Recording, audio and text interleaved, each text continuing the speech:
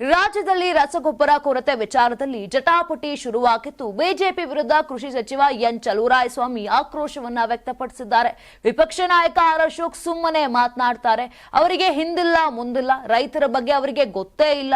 ರೈತರು ಎಲ್ಲಾ ಪಾರ್ಟಿಯಲ್ಲೂ ಇರ್ತಾರ, ನಮ್ಮ ಪಾರ್ಟಿ ರೈತರಿಗೆ ಟವಲ್ ಹಾಕಿ ಬರ್ರಿ ಅಂತ ಕರೀತಾರೆ.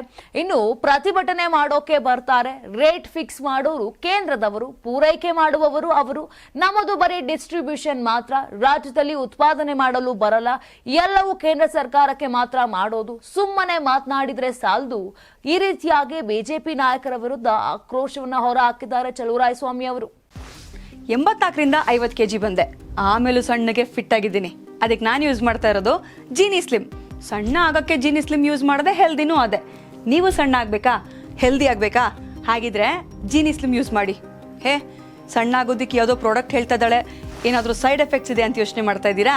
ಖಂಡಿತ ಇಲ್ಲ, ಯಾಕಂದ್ರೆ ಇದು ಕೆಮಿಕಲ್ ಫ್ರೀ. ಸಣ್ಣ ಆಗಬೇಕು ಅಂದರೆ ಜೀನಿ ಸ್ಲಿಮ್ ಯೂಸ್ ಮಾಡಿ. ಹೆಚ್ಚಿನ ಮಾಹಿತಿಗೆ ಕೆಳಗೆ ಡಿಸ್ಪ್ಲೇ ಆಗ್ತಿರೋ ನಂಬರ್ಗೆ ಕಾಲ್ ಮಾಡಿ.